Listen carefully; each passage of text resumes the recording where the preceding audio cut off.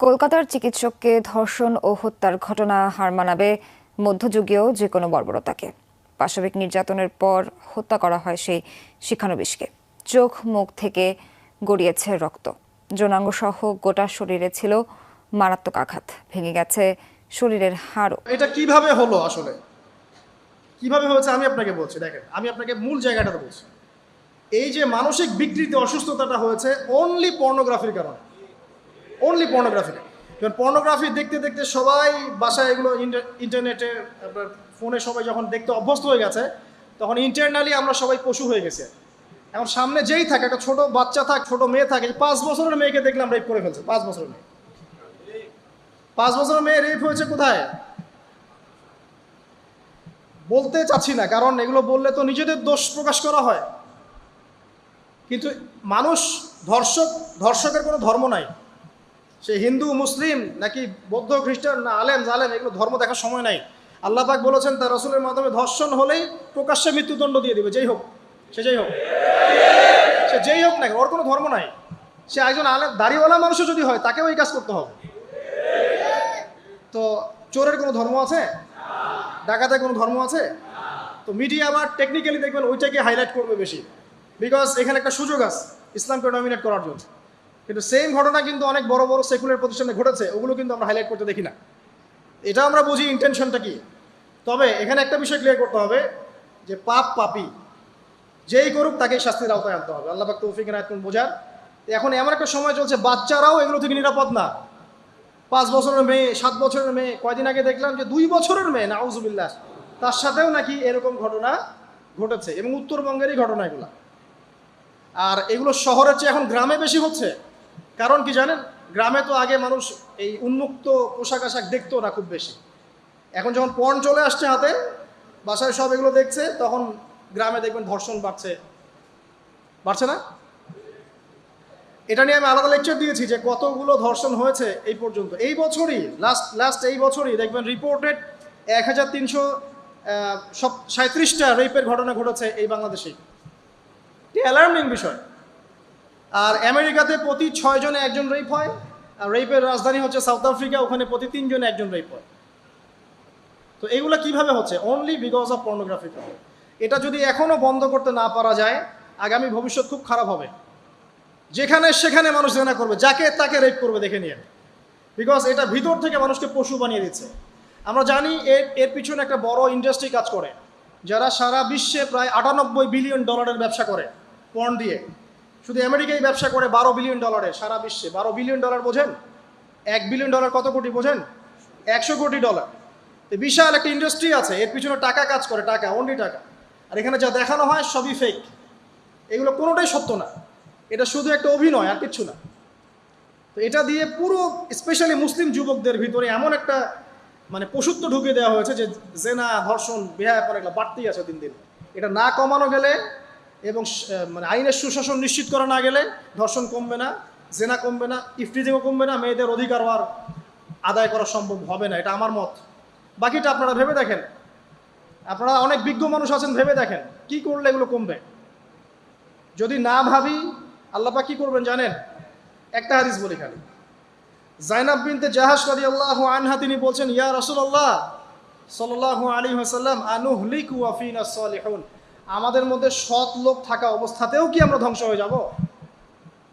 আমাদের মধ্যে সৎ যে অনেক ব্যক্তি আছে, তারা থাকলেও কি আমরা ধ্বংস হয়ে যাব? নবীজি বলছেন, নাআম, হ্যাঁ তোমরা ধ্বংস হবে। ইযা কাসরাতিল খাবাস, যখন নোংরামি, অশ্লীলতা, বেহায়াপনা বাড়তে থাকবে, আলেম জালেম সব ধ্বংস হয়ে যাবে। তো আমরা আমাদের স্বার্থেই কথাগুলো বলবো, কারণ আমরা যদি এগুলোকে প্রতিহত করতে না পারি, তাহলে আমাদের বাড়িতেও এই ফিতনা ঢুকে আসবে না? আসবে। দেখে নিয়েন, আল্লাহ পাক বোঝার তৌফিক এনায়েত করুন, আমিন। তো কওমে লূতকে আল্লাহ পাক কি করেছেন? সুন্দর বালকের রূপে এই জিবরাইল আর মিকাইল আলাইহিস সালামকে পাঠিয়েছেন। এখন লূতের লোকরা বলছে যে তোমার ঘরে যে মেহমান দুজন এসেছে, ওদেরকে আমাদেরকে দাও। নাউজুবিল্লাহ, বুঝতে পারেন নাই? তোমার ঘরে যে দুজন মেহমান এসেছে, ওই দুজন মেহমানকে নিতে এসেছে। লূত আলাইহিস সালাম বলছেন যে আমার হাউলাই বানাতিন কুনতুম ফাইলিন, তোমার যদি বিয়ে করার ইচ্ছা থাকে, আমার মেয়েরা আছে, তাদেরকে বিয়ে করার প্রয়োজনে। একজন নবী তার মেয়েকে বিয়ে দিতে যাচ্ছেন, একজন নবী তার মেয়েকে বিয়ে দিতে যাচ্ছেন, তাও তোমরা এই পথে যেও না। তখন এই কওমে লূতের লোকরা বলছে, তুমি খুব ভালো করে জানো হে লূত আমরা কি জন্য এসেছি। তখন তিনি বলছেন, আলাইসা মিনকুম রাজুলুন রশিদ, তোমাদের মধ্যে কি একজনও ভালো মানুষ নাই? এরপরে আল্লাহর আযাব আসলো। লূত আলাইহিস সালাম এবং তার স্ত্রী চলে যাচ্ছেন।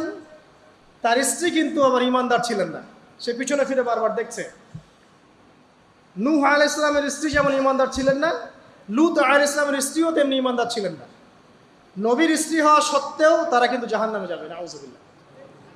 তো এই লূতকে ধ্বংস করলেন আল্লাহ পাক, কওমে লূতকে এভাবে ফেরেশতার পাখা দিয়ে ওই পুরো জায়গাটাকে উঠিয়ে নিয়ে মাটিতে আবার ধসিয়ে দেওয়া হচ্ছে।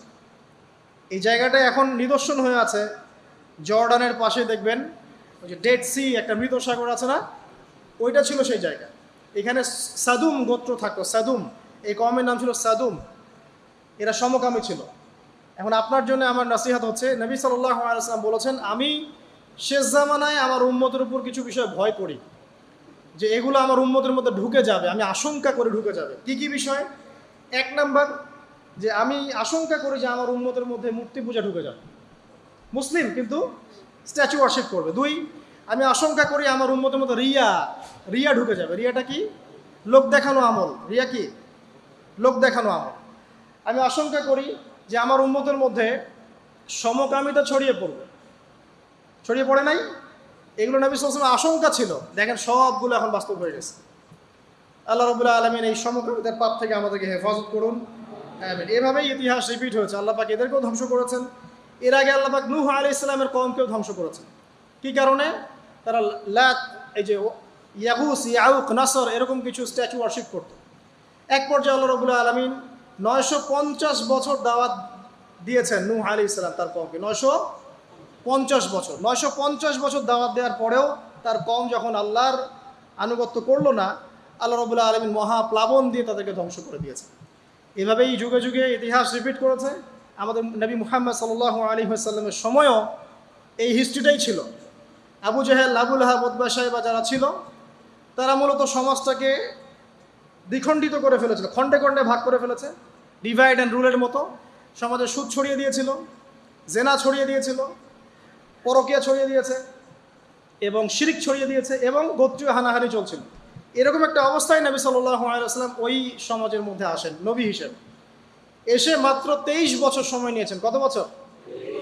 মাত্র 23 বছর। আমাদের তো সমাজ সংস্কারের শতাব্দী পার হয়ে যাচ্ছে। এক একটা রেভলিউশন দেখবেন শতাব্দী পার হয়ে যাচ্ছে, কিন্তু কোনো আলটিমেট রেজাল্ট নাই। নবী সাল্লাল্লাহু আলাইহি ওয়াসাল্লাম 23 বছর সময় নিয়েছেন, মাত্র 23 বছর। এই 23 বছরে কোরআন এবং হাদিস এই দুটোকে হাতে নিয়ে নবী সাল্লাল্লাহু আলাইহি ওয়াসাল্লাম সমাজের প্রত্যেকটা জাহিলিয়াত উপর থেকে সরিয়ে দেন নাই, শেকড় থেকে উপড়ে ফেলেছেন। তবে তিনি যখন ইসলাম প্রতিষ্ঠা করে দিয়ে চলে গেছেন, খোলাফায়ে রাশেদার যুগ চলে গেছে, তারপর উমাইয়া খেলাফত এসেছে প্রায় 100 বছরের মতো, পরে আব্বাসীয়র এসেছে প্রায় 550 বছরের মতো, আস্তে আস্তে ফাতেমিরা এসেছে, এদিকে কর্ডোভার, স্পেনে আন্দালুসি উমাইয়া শাসন ছিল, উসমানীয়রা এসেছে। এভাবে ইতিহাস চলেছে দীর্ঘদিন, প্রায় 1400 বছর। শেষ পর্যায়ে গিয়ে নবী সাল্লাল্লাহু আলাইহি ওয়াসাল্লাম কিছু ভবিষ্যৎবাণী করে গেছে, যখন শেষ জামানাগুলো আসবে তখন দেখবে তোমরা সমাজে সুদটা ছড়িয়ে পড়বে বেশি, জেনা ছড়িয়ে পড়বে, পর্ন ছড়িয়ে পড়বে। পর্ন কথা তো তিনি বলেন নাই, বলেছেন অশ্লীলতা ছড়িয়ে পড়বে। এখন আমরা বলছি এটা পর্নোগ্রাফি। তিনি আরও বলেছেন সময়গুলো সংক্ষিপ্ত হয়ে আসবে, মানুষের হঠাৎ মৃত্যুর পরিমাণ বেড়ে যাবে, অনেক কিছু বলে গেছে। দিন চলে যাবে মনে হবে একটা ঘন্টার মতো চলে গেল, বছর চলে যাবে একটা মাসের মতো, মাস যাবে একটা সপ্তাহের মতো। অনেকগুলো সাইন তিনি বলে গেছেন। মুসলিমদের মধ্যে বিভক্তি বাড়তে থাকবে, হত্যা, হারাজ বাড়বে। হারাজ, হত্যা মানে হারাজ, মানে একজন ব্যক্তিকে হত্যা করা হবে, সে জানবে না আমাকে কেন হত্যা করা হলো, আর একজন ব্যক্তি হত্যা করবে, সেও বুঝবে না কেন তাকে মারলাম। ফাসাদ বাড়তে থাকবে, উঁচু উঁচু অট্টালিকা নির্মাণের প্রতিযোগিতা বাড়তে থাকবে। হচ্ছে না এগুলো? সমাজে ভালো মন্দের মানদণ্ড উল্টে যাবে। মানুষ সত্যকে মিথ্যা বলবে, মিথ্যাকে সত্য বলবে, মিথ্যাবাদীকে সত্যবাদী বলবে, সত্যবাদীকে মিথ্যাবাদী বলবে, আমানতদারকে খেয়ানতকারী বলবে, খেয়ানতকারকে আমানতদার বলবে। টোটালি মানদণ্ড উল্টে যাবে। আস্তে আস্তে সিচুয়েশন এমন হতে থাকবে, খারাপ থেকে খারাপ। তবে সোনালি সময় কি আর ফিরবে না? তাহলে সময় কি তাহলে আর ফিরবে না? এভাবেই চলবে সব কিছু? না, এভাবে চলবে না ইনশাআল্লাহ। আল্লাহ রাব্বুল আলামিন তার রাসূলের মাধ্যমে জানিয়েছেন এই সব কিছুই সাময়িক, সব কিছু সাময়িক। ইতিহাস আবার পুনরাবৃত্তি ঘটাবে। ইতিহাস সভ্যতা শুরু হয়েছিল একজন নবী দ্বারা, শেষও হবে আরেকজন নবী দ্বারা ইনশাআল্লাহ। সভ্যতা শুরু হয়েছিল আদম আলাইহিস সালামকে দিয়ে, আর শেষ হবে ঈসা ইবনে মারিয়ামের হাতে। শেষ জামানার সবচেয়ে ভাইটাল ক্যারেক্টার হচ্ছেন ঈসা ইবনে মারিয়াম। ইমাম মাহদী নন, ইমাম মাহদী সবচেয়ে ভাইটাল ক্যারেক্টার নন। সবচেয়ে ভাইটাল ক্যারেক্টার হচ্ছে ঈসা ইবনে মারিয়াম। তিনি প্যালেস্টাইন, জেরুজালেম থেকে পুরো ওয়ার্ল্ডে ইসলামিক খেলাফা রিস্টোর করবেন ইনশাআল্লাহ তাআলা। এবং তিনি নতুন কোনো শরীয়ত নিয়ে আসবেন না, নতুন কোনো ধর্ম নিয়ে আসবেন না, বরং তিনি এসে বরং ক্রুশ ভেঙে ফেলবেন। শুয়োরের মাংস এটাকে একদম টোটালি হারাম করে ফেলবেন। জিজিয়া যে ট্যাক্সটা আছে এটাকে উঠিয়ে দিবেন। এবং তিনি 40 ইয়ার্স, হাদিসে এসেছে 40 বছর তিনি এই পৃথিবীতে থাকবেন। কত বছর? 40 বছর। ওই সময় সম্পর্কে এমন কথা এসেছে যে জাকাত নেয়ার জন্য একটা মানুষ খুঁজে পাওয়া যাবে না। আসতে কতদিন এটা আমরা বলতে পারবো না, এটা আল্লাহ পাক জানেন, আল্লাহ জানেন। এটা কতদিন এটা আমরা বলতে পারবো না, এটা বলার অধিকারও আমাদের নাই, বিকজ এটা গায়েবের বিষয়। আলামতগুলো আস্তে আস্তে আস্তে আস্তে ওইদিকে যাচ্ছে। এখন তিনি আজকেই আসুন আর কালকেই আসুন, ইমাম মাহদী আজই আসুক আর কালই আসুক, আপনার আমার দায়িত্ব চেঞ্জ হবে না। দায়িত্ব কি চেঞ্জ হবে? খুব সংক্ষেপে 2 মিনিট সময় নিচ্ছি যে আমরা যে কোনো সিচুয়েশনেই আমাদের দায়িত্বটা কি আসবে। 1 নাম্বার কথা হচ্ছে ভাই, যে বড় পরিসরে চিন্তা বাদ দিয়ে আগে ছোট পরিসরে আসেন। নিজের ব্যক্তি জীবনে আগে ইসলাম প্রতিষ্ঠা করেন। নিজে আগে পড়াশোনা করি, দিনের জ্ঞান অর্জন করেন, পড়াশোনা করেন, যে লাইনেই পড়াশোনা করছেন করেন, কিন্তু ইসলামের ফরজ, ওয়াজিব, সুন্নত, মোস্তাহাবগুলো শেখেন। ডাক্তার, ইঞ্জিনিয়ার হওয়ার কোনো আপত্তি নাই, আপনি বড় পলিটিশিয়ান হন, ইকোনমিস্ট হন, কোনো আপত্তি নাই, বাট ইসলামের বেসিক নলেজটা অর্জন না করে মৃত্যুবরণ করেন না আল্লাহর রাস্তায়। 2 নাম্বার, কোরআনকে সময় দেন, কোরআনটাকে স্টাডি করেন, হাদিসটা স্টাডি করেন। আল্লাহ পাক তৌফিক দান করুন, আমিন। এরপরে আমল বাড়িয়ে দেন, আমলটা বাড়ায় দেন।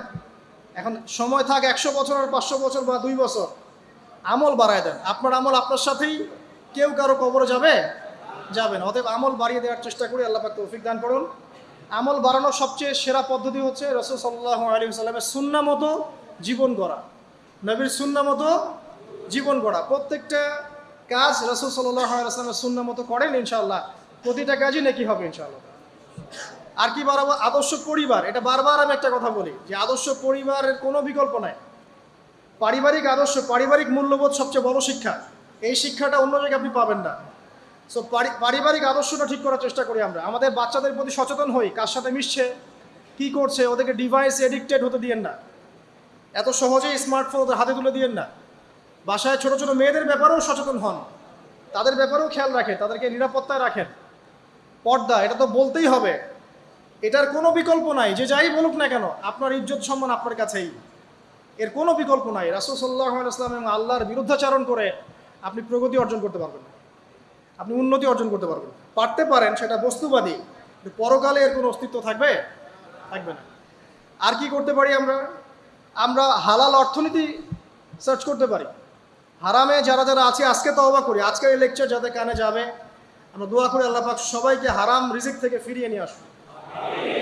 আমি বারবার একটা কথা বলি ভাই, আপনার আমল নামায় যতটুকু রিজিক আছে এর একটা দানা না খেয়ে আপনি মৃত্যুবরণ করবেন না, আপনার মৌত হবে না। এখন আপনার রিজিকটা আপনি কি অবৈধ পথে চাচ্ছেন না বৈধ পথে চাচ্ছেন, এটা আপনার ডিসিশন। আপনি যদি বৈধ পথে চান, ওই পরিমাণ রিজিক আপনাকে খাওয়াবেন আল্লাহ পাক, তারপর মৃত্যুবরণ করবেন। আর যদি অবৈধ পথে চান, সেটাই খাওয়াবেন, খাওয়ায় মৃত্যুবরণ করবেন। মানে আপনি ডিসিশন নেন কোন দিকে যাবেন। আর রিজিকের মালিক আল্লাহ আমরা খালি মুখে বলি, মনে কিন্তু বিশ্বাস করি না। মনে যদি বিশ্বাস করতাম তাহলে আমরা কিন্তু কখনো সুদের ধার ধারতাম না, আমরা ঘুষ দুর্নীতি করতাম না। কারণ আমরা করছি কেন? মনে করছি যে আমি এটা করলে রিজিক বাড়বে। আর আপনি যাদের জন্য এই কাজগুলো করছেন, আপনার স্ত্রী, আপনার সন্তান, আপনার পরবর্তী প্রজন্ম, 40 দিন সময় নেবেন আপনাকে ভুলে যেতে। 40 দিন সময় নেবেন আপনাকে ভুলে যেতে, দেখে নিন। কবর খুব একাকিত্বের জীবন। আসলে মৌতের যে যন্ত্রণার কথা আমরা বলি না, এটা সবচেয়ে বড় বিষয়টা কি জানেন? শারীরিক কষ্ট তো আছেই, এই যে দুনিয়ার সবার থেকে বিচ্ছেদ, এটাই হচ্ছে যন্ত্রণা। সবার থেকে বিচ্ছেদ না, সবার থেকে বিচ্ছেদ হয়ে চলে যেতে হয়, এটা সবচেয়ে বড় যন্ত্রণা। মানুষ একা থাকতে চায় না। জেলখানায় যে মানুষকে বন্দি করে রাখে না, ওই একাকিত্বের কষ্টে মানুষ ভোগে। একা একা, আমি একা, কেউ নেই আমার সাথে, এটাই। এর উপর যদি আবার টর্চার করা হয়, রিমান্ড দেওয়া হয়, তাহলে কি অবস্থাটা হবে বোঝেন। এই হলো কবর, এই হলো কবর। একটা ঘটনা বলে শেষ করে দেই যে একজন ব্যক্তি মারা গেছেন, আর মুসা আলাইহিস সালামের সময় মানে বানু ইসরাইলের কোনো এক নবী, আমি ঠিক নাম বলতে পারবো না যে কোন নবী, কারণ নামটা হাদিসে আসে নাই, কোনো একজন নবী আল্লাহর কাছে দোয়া করছেন, আল্লাহ মৃত মানুষের সাথে আমার একটু কথোপকথন করায় দাও, আমি জাস্ট একটু কথাবার্তা বলতে চাই যে মৃত মানুষটা কেমন আছে বা তাদের অবস্থাটা কি আমি জানতে চাই। তো আল্লাহ পাক সেই ব্যবস্থা করে দিলেন। তিনি একটা কবরের কাছে গিয়ে দাঁড়ালেন, একজন মৃত মানুষ উঠে আসলেন। এটা সায়েন্স বিশ্বাস নাও করতে পারে, আমাদের কোনো মাথা ব্যথা নেই, ঠিক আছে। তো এবার তিনি তাকে জিজ্ঞাসা করছেন যে তুমি কেমন আছো, তুমি কেমন আছো, এই মুর্দাকে জিজ্ঞাসা করছেন। তিনি বলছেন আজকে থেকে প্রায় 500 বছর আগে আমার মৃত্যু হয়েছে। এই ব্যক্তি বলছেন আজকে থেকে প্রায় 500 বছর আগে আমার মৃত্যু হয়েছে, এখন পর্যন্ত আমার গা থেকে, আমার আত্মা থেকে মৌতের যন্ত্রণা দূর হয় নাই। লা ইলাহা ইল্লাল্লাহ। তো এই হচ্ছে অবস্থা।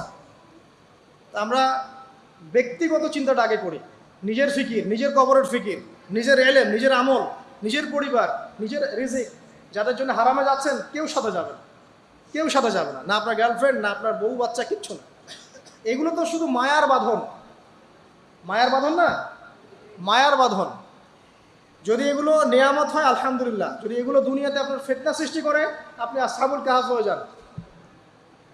কথা বুঝতে পারছেন না? এরপরে যদি সামর্থ্য হয়, আল্লাহ পাক আপনাকে জ্ঞান দেন, আপনাকে পলিটিক্যাল পদ দেন, ইকোনমিক সেকশনে জ্ঞান দেন, ইত্যাদি ইত্যাদি, আপনাকে আল্লাহ যে সেকশনে রাখবেন সেখান থেকে দিনের খেদমত করবেন, পারবেন না ইনশাল্লাহ? ডক্টর হয়েছেন, রোগীদের ফিস কমায় দেন, ট্রিটমেন্ট ইজি করে দেন। হ্যাঁ, ডক্টর হন, একজন ভালো ডক্টর হন, কসাই হয় না। ইঞ্জিনিয়ার হন, একজন সৎ ইঞ্জিনিয়ার হন, চোর হয় না। আপনি যেখানে থাকবেন সেখান থেকেই আপনি খেদমত করতে পারবেন। সবাইকে আলেম হতে হবে জরুরি না, সবাইকে দায়ী হতে হবে জরুরি না, এবং সবাই এটা হতেও পারবে না। এভাবে জাতি গঠন হয় না। আগে বলছি বিভিন্ন সেকশনে মানুষ আমাদের লাগবে, এবং প্রত্যেকটা সেকশনেই তাওহীদপন্থী ইমানদার মানুষ লাগবে। এবং ইনশাআল্লাহ তাআলা আমরা যদি সবাই সবার ধর্মটা ঠিকঠাক মতো পালন করি, দেখবেন ধর্মের মধ্যে কোনো ভেদাভেদ থাকবে না ইনশাআল্লাহ। যে যার ধর্ম পালন করুক, কোনো মন্তব্য করতে যাবেন না, ঠিক আছে? আপনি আপনার ধর্ম ঠিক মতো পালন করছেন কিনা এটার দিকে ফোকাস করেন। আল্লাহ পাক আমাদের সবাইকে তৌফিক ইনায়াত করুন কথাগুলো বোঝার, আমিন। আর সবশেষে যদি আমাদের এর চেয়েও বেশি কিছু করার সক্ষমতা থাকে, তখন আপনি দিনের প্রচার করবেন, প্রসার করবেন, তাবলীগ করবেন, আল্লাহর পথে মানুষকে ডাকবেন। এর চেয়ে বড় ব্যবসা হতে পারে না। কারণ আপনার দাওয়াতের মধ্য দিয়ে যত মানুষ আল্লাহর দিকে আসবে, যত মানুষ হারাম ছেড়ে হালালের দিকে চলে আসবে, সবার নেকি ইনশাল্লাহ আপনি পাবেন ইনশাআল্লাহ। আল্লাহ পাক আমাদের সবাইকে সবচেয়ে সর্বোত্তম ব্যবসায় অংশগ্রহণ করার তৌফিক ইনায়াত করুন, আমিন। আমি আজকে আর লম্বা করছি না, এখানে শেষ করছি। আকুলু কওলি হাযা আস্তাগফিরুল্লাহ লি ওয়া লাকুম ওয়া লিসাইরিল মুসলিমিন। বারাকাল্লাহু লানা ওয়া লাকুম বিল আয়াতিল হাকীম। ইন্নাহু তাআলা জাওয়াদুন কারীমুর রাউফুর রহিম। সুবহানাকাল্লাহুম্মা ওয়া বিহামদিক, আশহাদু আন লা ইলাহা ইল্লা আনতা আস্তাগফিরুকা ওয়া আতুবু ইলাইক। আসসালামু আলাইকুম ওয়া রাহমাতুল্লাহি ওয়া বারাকাতুহু।